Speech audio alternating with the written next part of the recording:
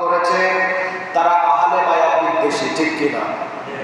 যারা আহলে বায়াত বিদ্বেষী ছিল তাদেরকে আল্লাহ রাব্বুল আলামিন দুনিয়া এবং আখিরাতে কোনো ভালো পরিণাম দিবে।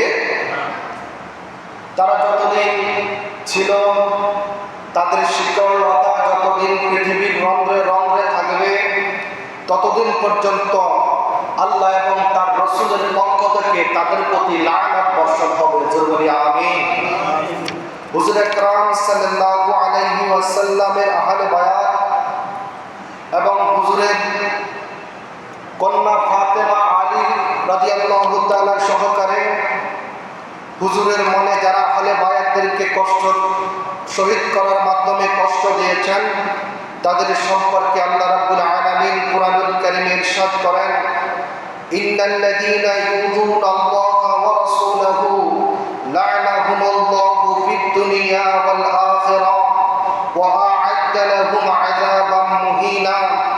আল্লাহ রাব্বুল আলামিন কুরআনুল কারীমে বলেন, যারা দুনিয়ার মধ্যে আল্লাহ এবং তার রাসূলকে কষ্ট দিবে আল্লাহ পাক রব্বুল আলামিন তাদেরকে দুনিয়া এবং আখিরাতে তাদের জন্য কঠোর আযাবের ব্যবস্থা করেছেন। জোরে বলি নাউজুবিল্লাহ। কারা? যারা আল্লাহ এবং তার রাসূলকে কষ্ট দিবে। এখন বলেন, রাসূলের নাতি হুসাইনকে শহীদ করার মাধ্যমে রাসূল কষ্ট পেয়েছেন কিনা? একটু কথা বলেন, রাসূল কি কষ্ট পেয়েছেন? সুতরাং যারা আল্লাহর রাসূলকে উনার নাতিকে শহীদ করার মাধ্যমে কষ্ট দিয়েছেন আমার আল্লাহ তাদের জন্য দুনিয়া এবং আখিরাতে কঠোর শাস্তির প্রস্তুত করেছেন, ঠিক কিনা? হুজুর সাল্লাল্লাহু আলাইহি ওয়াসাল্লাম বলেন, ইন্না রাসূলুল্লাহি সাল্লাল্লাহু আলাইহি ওয়াসাল্লাম قال ফাতিমাতু বাগদাতুন মিন্নি ফামান আগদাবানি। হুজুর সাল্লাল্লাহু আলাইহি ওয়াসাল্লাম বলেন, ফাতেমা রাদিয়াল্লাহু তাআলা আমারই অংশ। যারা আমার ফাতেমাকে রাগান্বিত করবে সে নিশ্চয়ই আমাকে রাগান্বিত করবে। জোরে বলি সুবহানাল্লাহ। যারা ফাতেমাকে রাগান্বিত করবে তারা মূলত আমি রাসূলকে রাগান্বিত করবে। একই হাদিস এই সম্পর্কে আরেকটা রিওয়ায়াতের মধ্যে আছে। হুজুর বলেন, ইউরিবুনি মা আরাবাহা ওয়া ইউসিনি মা আদাহা। হুজুর বলেন, আমাকে সেই বস্তু অস্থির করে যেই বস্তু ফাতেমাকে অস্থির করে। জোরে বলি সুবহানাল্লাহ। এরপরে হুজুর বলেন, যেই জিনিস ফাতেমাকে কষ্ট দেয় সেই জিনিস আমি নবীকে কষ্ট দেয়। সুবহানাল্লাহ। ফাতেমা তিনি ছিলেন নবী নন্দিনী। আমাদের এই পৃথিবীর যত বাবা আছে তার মেয়ের জন্য ফারনাজে নিজের কলিজাটা দিয়ে দেয়, ঠিক কিনা?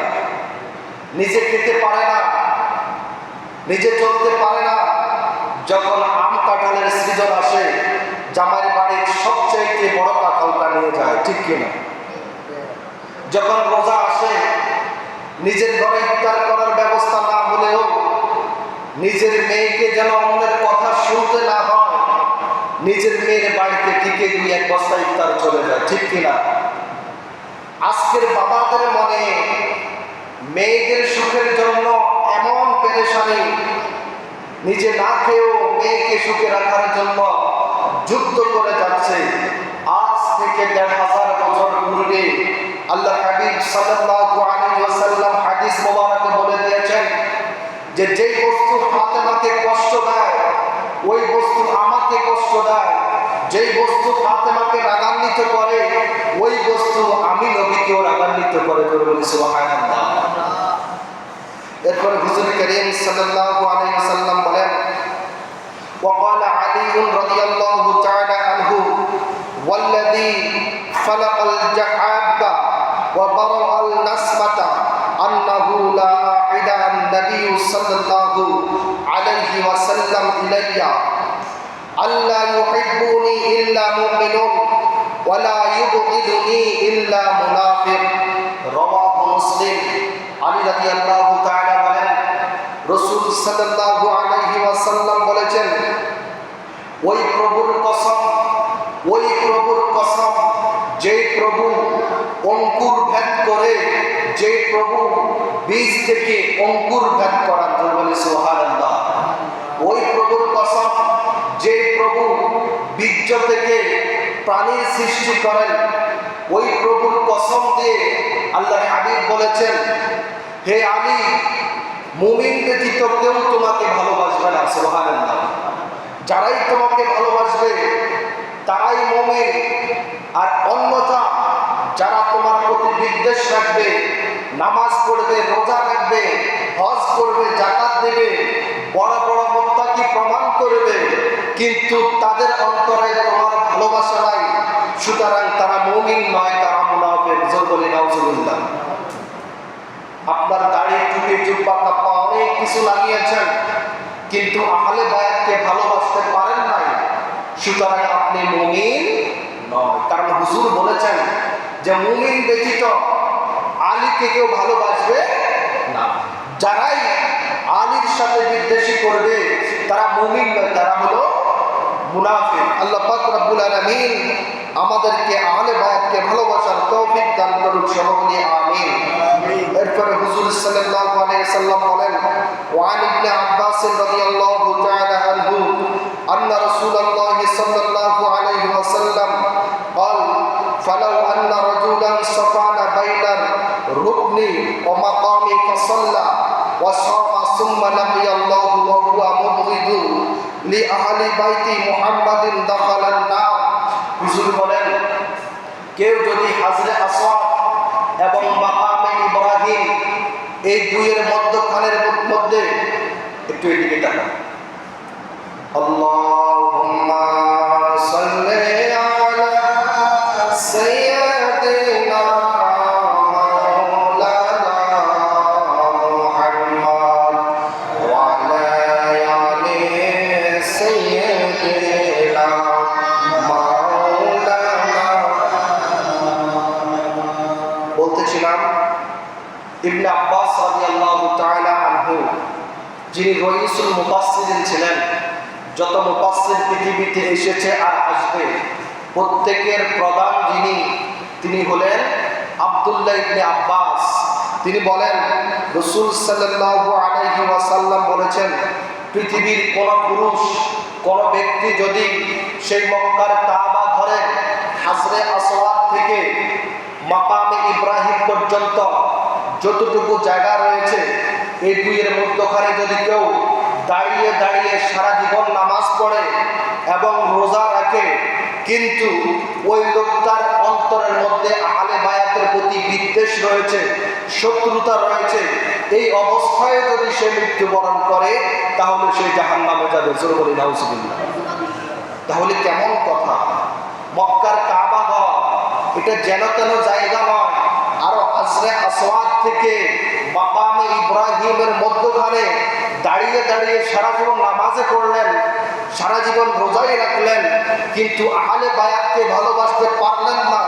আমার রাসূলের ঘোষণা হলো, ওই লোকটা যদি আহলে বায়াতের প্রতি বিদ্বেষ রেখে ইন্তেকাল করে তাহলে সে জাহান্নামে যাবে। জোরে বলি নাউজুবিল্লাহ। এরপরে হুজুর করিম সাল্লাল্লাহু আলাইহি ওয়াসাল্লাম বলেন, ওয়ান আবি যার রাদিয়াল্লাহু তাআলা আনহু আন্নাহু ক্বাল ওয়া হুয়া আখিযুন বিবাবিল কাবাতি সামিতুন নবী সাল্লাল্লাহু আলাইহি ওয়াসাল্লাম, হযরত আবু যার রাদিয়াল্লাহু তাআলা তখন কাবা ঘরের দরজা ধরা অবস্থায় ছিলেন। তিনি বললেন, সামিতুন নবী সাল্লাল্লাহু আলাইহি ওয়াসাল্লাম, হুজুর করিম সাল্লাল্লাহু আলাইহি ওয়াসাল্লাম বলতে আমি শুনেছি, ইয়াকুলু আলা ইন্না মিসলা আহলে বাইতি, আমার আহলে বায়াত, আর আল্লাহর রাসূল বলেছেন যে আমার আহলে বায়াত তাদের মতো, বাইতি ফিকুম মিসলা সাফিনাতিন নূহ, ঠিক হযরত নূহ আলাইহিস সালাতু ওয়াস সালামের কিস্তি বা নৌকা যেমন ছিল আমার আহলে বায়াত ঠিক তেমন। জোরে বলি সুবহানাল্লাহ। হুজুর বলেন, নূহ আলাইহিস সালাতু ওয়াস সালামের কিস্তি যেমন ছিল ঠিক আমার আহলে বায়াত তেমন।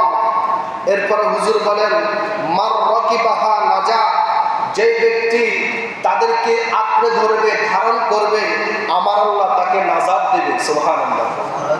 এবং ওমান তাখাল্লাফা আনহা আনাকা, যে ব্যক্তি আমার আহলে বায়াতের সাথে বিদ্বেষ শেষ করবে, আমার আল্লাহ তাদেরকে ধ্বংস করে দিবে। জোরে বলি নাউজুবিল্লাহ। তাহলে আল্লাহর হাবিব সর্বপ্রথম আহলে বায়াতদের সাথে হযরত নূহ আলাইহিস সালাতু ওয়াস সালামের কিস্তির উদাহরণ দিয়েছেন। কেননা আল্লাহর নবী নূহ যখন কিস্তি তৈরি করেছিলেন, সেই সময় আল্লাহর নবী নূহ তার জাতিকে বলেছিলেন যে এই পৃথিবীর মধ্যে একটা প্লাবন আসবে, বন্যা আসবে, ইমানদার ব্যতীত তামাম সব কিছু ধ্বংস হয়ে যাবে, তোমরা সাবধান হয়ে যাও, তোমরা ঈমান আনো, ঈমান আনার কারণে আমার আল্লাহ তোমাদেরকে নাজাত দিয়ে দিবে। ওই নূহ আলাইহিস সালাতু ওয়াস সালামের যারা বিরোধী ছিল, বিদ্বেষী ছিল, তারা নূহ আলাইহিস সালাতু ওয়াস সালামকে ঠাট্টা করে উড়িয়ে দিয়েছিলেন। নূহ মনে হয় পাগল হয়ে গেছে, দুই একদিনের ভিতরে নাকি কিয়ামত আসবে। সেই সময় যারা ঈমান এনেছিল, আল্লাহ পাক রব্বুল আলামিনের হাবিব, আল্লাহ পাক রব্বুল আলামিনের নবী হযরত নূহ আলাইহিস সালামের প্রতি তারা নূহ আলাইহিস সালাতু ওয়াস সালামের নৌকার মধ্যে স্থান পেয়েছে। ওই দিনে বৃষ্টি এসে তামাম পৃথিবীকে প্লাবনে ধ্বংস করে দিয়েছিল। যারা নৌকায় আরোহণ করেছে তারা বেঁচে গেছে, যারা নৌকার নিচে ছিল তারা ধ্বংস হয়ে গিয়েছে। ঠিক আমার রাসূল এই কথাটার উদাহরণ দিয়ে বলেছেন যে যেমনি ভাবে তারা নৌকায় আরোহণ করার কারণে বেঁচে গেছে, ঠিক তেমনি ভাবে যারা পৃথিবীর মধ্যে এরপরে আসবে, তারা যদি আমার আহলে বায়াতকে আঁকড়ে ধরে, তাদের ভালোবাসা অন্তরে লালন করে, তাহলে আমার আল্লাহ তাদেরকে রক্ষা করবে। সুবহানাল্লাহ।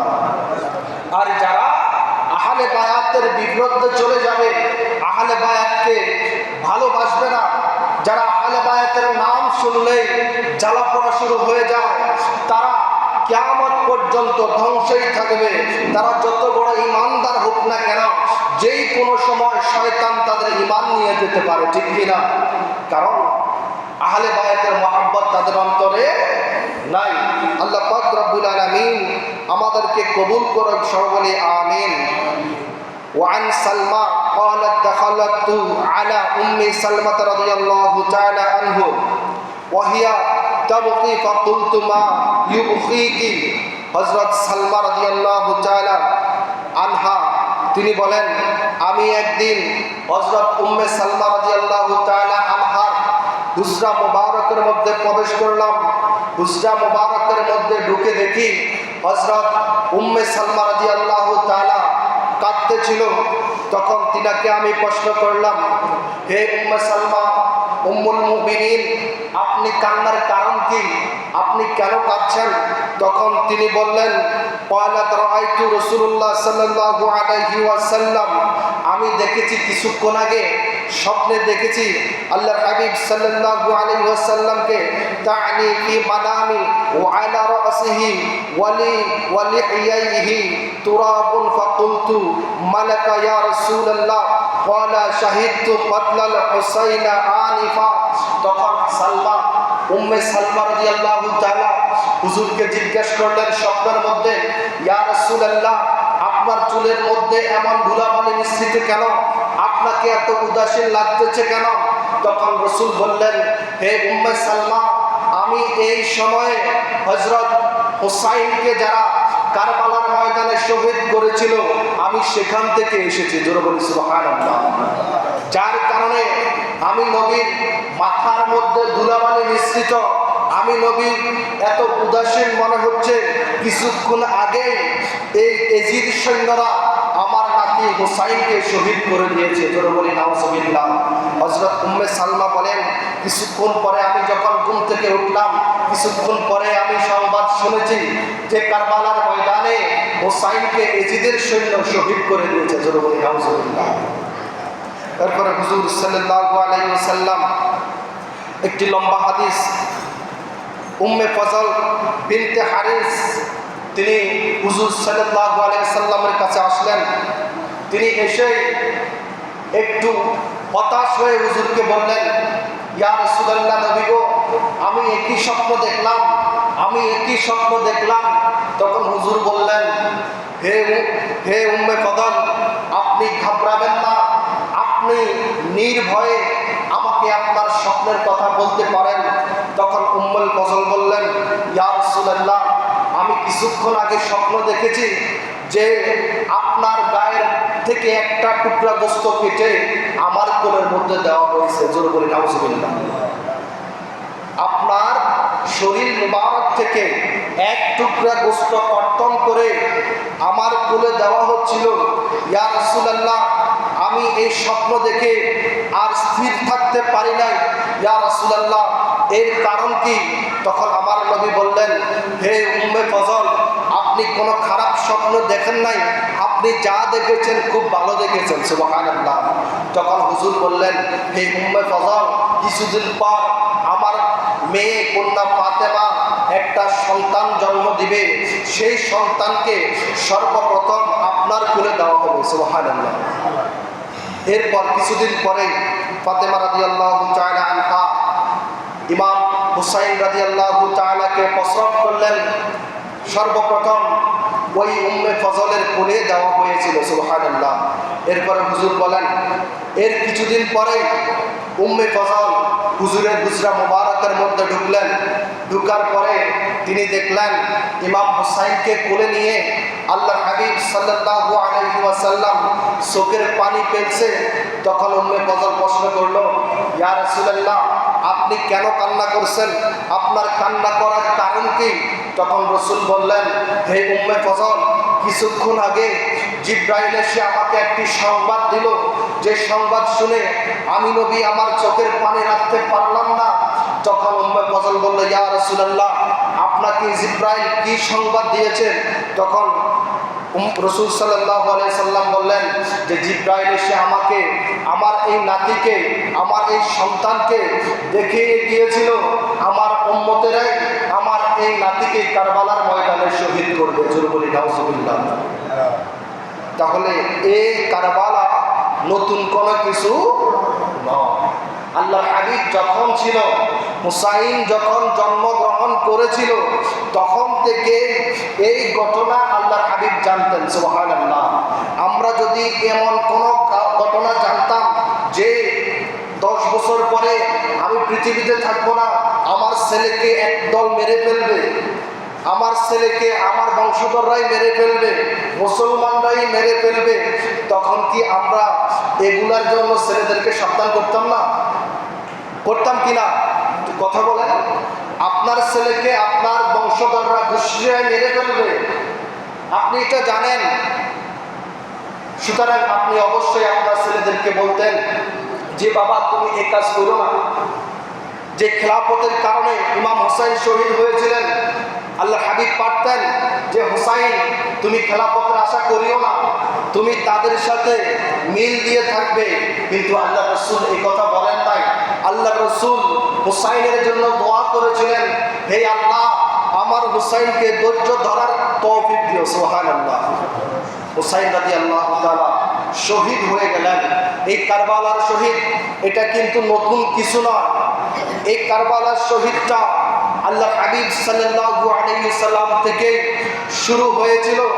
আল্লাহর নবী যখন মক্কা থেকে মদিনায় হিজরত করে যাবেন, তখন সানিয়াতুল বিদার মধ্যে অসংখ্য কাফেরেরা, অসংখ্য ইহুদি নাসারা মাজুসি সহকারে অগ্নি পূজক যারা ছিল, সকলেই আল্লাহর নবীকে স্বাগত জানিয়ে প্রত্যেকেই মদিনার মধ্যে আশ্রয় দিয়েছিল। কিন্তু আল্লাহর হাবিব যখন তাদের মধ্যে আগমন করলেন, আল্লাহর হাবিব রাষ্ট্র পরিচালনার জন্য কিছু রুলস করলেন, তাদেরকে দিলেন যে তোমরা এই রুলস অনুযায়ী মদিনার মধ্যে চলাফেরা করবে।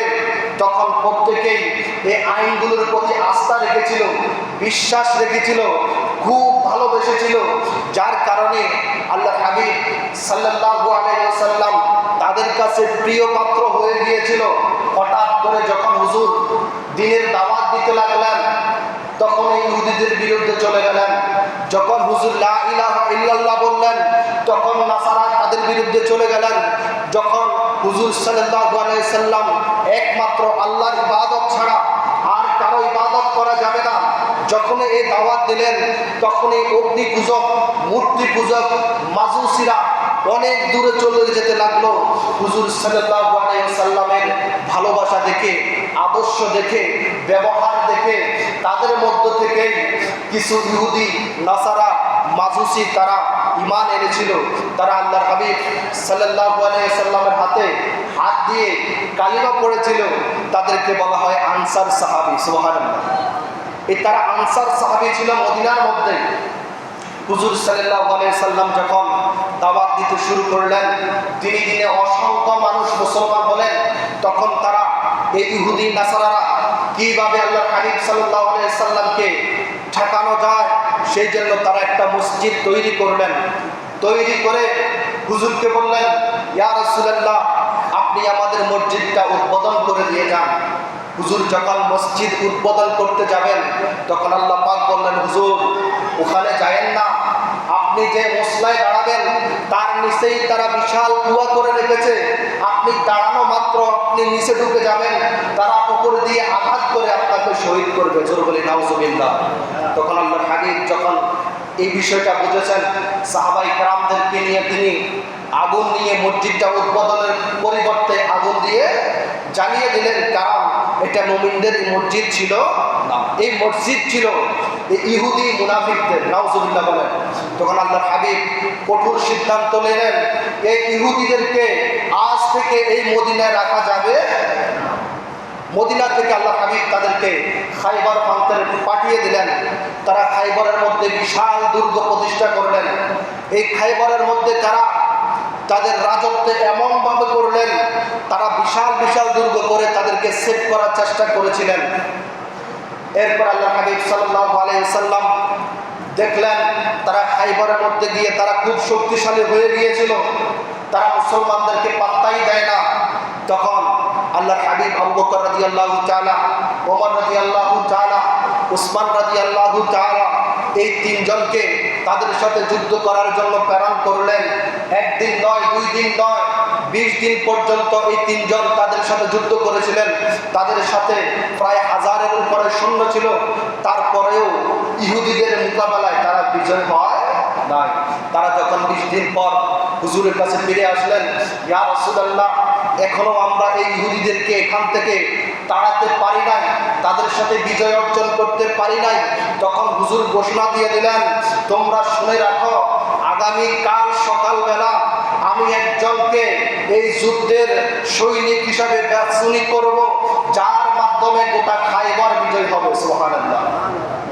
তখন সেই রাত্রিবেলা ওমর, ওসমান, আবু বকর তারা চিন্তায় ছিল, গতকালকে হুজুর জানি আমার কথা বলে কিনা, হুজুর যেন আমার কথা বলে, আমার দ্বারা যেন সেই খাইবার বিজয় লাভ করে। এরপরে সকাল হলো। হুজুর সকাল হওয়ার সাথে সাথে আলীকে ডাক দিল, হে আলী, আলী কোথায় রয়েছে? তখন সাহাবায়ে কেরাম বললেন, ইয়া রাসূলুল্লাহ, আলী তো খুব অসুস্থ, উনার চোখের মধ্যে অসুখ এসেছে। তখন হুজুর বললেন, আলীকে নিয়ে আসো। আলী যখন আসলেন, হুজুর দেখলেন আলী 2 জনের কাঁধের উপর ভর করে কোন রকম হুজুরের দরবারে উপস্থিত হয়ে বললেন, ইয়া রাসূলুল্লাহ, আমি আলী আপনার দরবারে হাজির। তখন হুজুর বলল, তোমার কি হয়েছে? আলী বলল, হুজুর আমার চোখের মধ্যে সমস্যা। তখন হুজুর তার থুতু মোবারক হাতের মধ্যে নিয়ে আলীর চোখের মধ্যে যখন লাগিয়ে দিলেন, আলী পরিপূর্ণ সুস্থ হয়ে গেলেন। সুবহানাল্লাহ। এবার আলীকে বললেন, আলী তুমি কেমন দেখছো?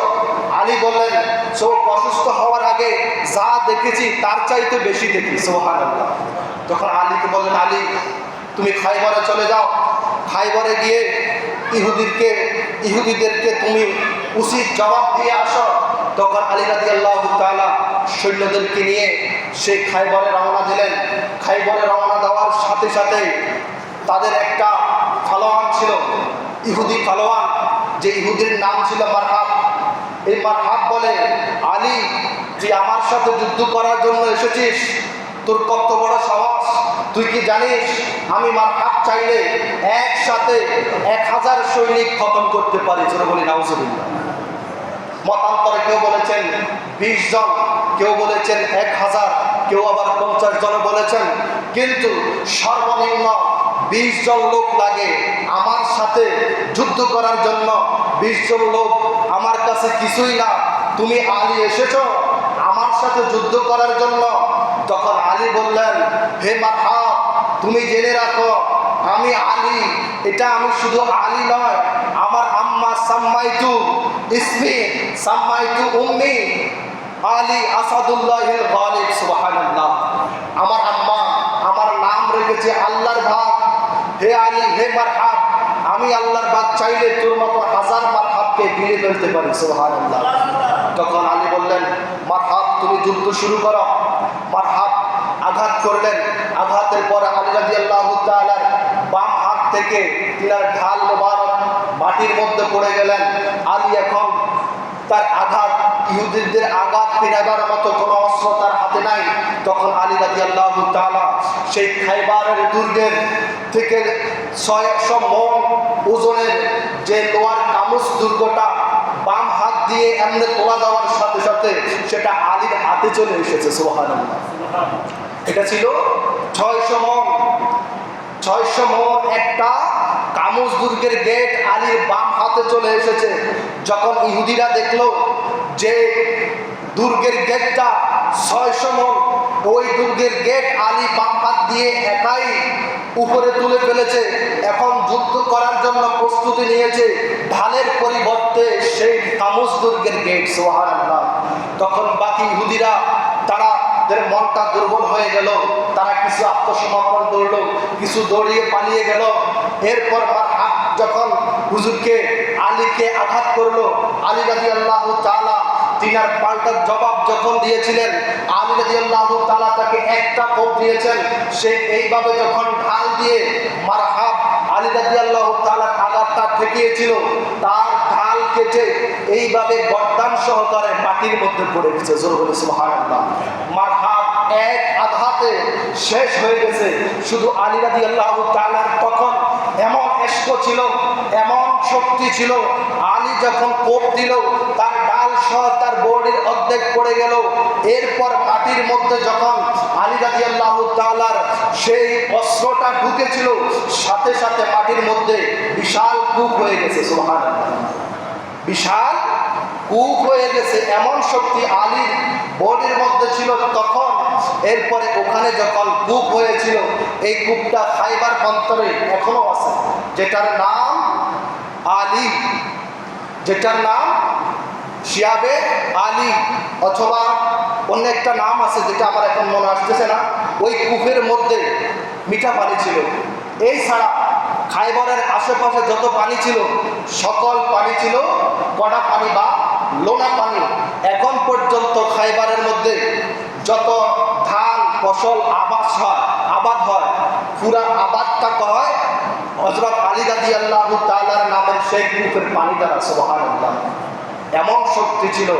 এরপর তারা ইহুদিরা মাথা নত করলো, হুজুরের কাছে বলল, হুজুর আমরা এখন ভালো হয়ে যাব, অন্তত আমাদেরকে থাকার জন্য একটা জায়গা দেন।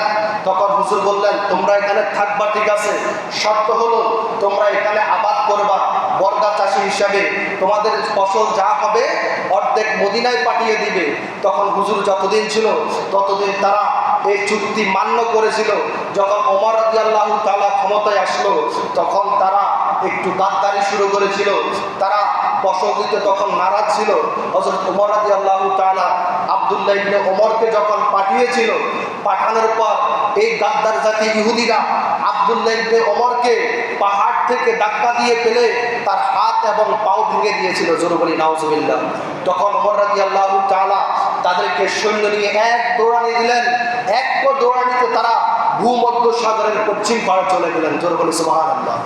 সেখান থেকে আজকের ইউরোপের গোড়া উৎপত্তন হয়েছিল। ওখানের পরে তারা চিন্তা করতে লেগেছিল যে কিভাবে হুজুরের এই প্রতিশোধ নেওয়া যায়। তারা আমাদের সাথে যে ব্যবহার করেছিল এটা আমরা মেনে নিতে পারি না। সেখান থেকে যোগ ধরে মুসলমানদের ভিতরে তারা মুনাফিক ঢুকিয়ে শেষ পর্যন্ত ইমাম হুসাইন রাদিয়াল্লাহু তাআলার ওনাদের যোগ যখন এসেছিল, আমিরে মুয়াবিয়া ক্ষমতায় ছিল। আমিরে মুয়াবিয়া ওনার ছেলে ইয়াজিদের জন্য একজন শিক্ষক খুঁজতেছিল। একজন মুনাফিকের মাধ্যমে ইহুদি শিক্ষক ইয়াজিদের জন্য তারা ঠিক করেছিল। জোরে বলি নাউজুবিল্লাহ। সেই ইহুদি শিক্ষক ইয়াজিদকে পড়ালেখা করিয়েছিল। যতদিন আমিরে মুয়াবিয়া ছিল ততদিন মোটামুটি ভালোই ছিল। আমিরে মুয়াবিয়া যখন ইন্তেকাল করলো তখন ইয়াজিদকে শিখাইতে লাগলো, ইয়াজিদ তুমি যতদিন পর্যন্ত ক্ষমতায় থাকবে, তুমি যদি কোরআন হাদিস মেনে ক্ষমতা পরিচালনা করো তাহলে তোমার ক্ষমতা বেশি দিন টিকবে না। তুমি যদি কোরআন হাদিস বাদ দিয়ে তোমার মন মতো চালাও তাহলে তুমি অনেক দিন রাজত্ব করতে পারবে। বলি নাউজুবিল্লাহ। সেখান থেকে এই ইহুদি পণ্ডিতের পরচনায় তারা আহলে রাসূলদের উপর আক্রমণ করেছিল। কারবালার ময়দানে এমন হৃদয় বিদারক ঘটনা ঘটেছিল। আল্লাহ পাক রব্বুল আলামিন যেন এমন মুনাফিক এদের থেকে আমাদেরকে হেফাজত করেন। সবাই বলি আমিন। যারা পরে এসেছেন 4 রাকাত কবুল দোয়া পড়ে নিন। আসসালামু আলাইকুম ওয়া রাহমাতুল্লাহি ওয়া বারাকাতুহু।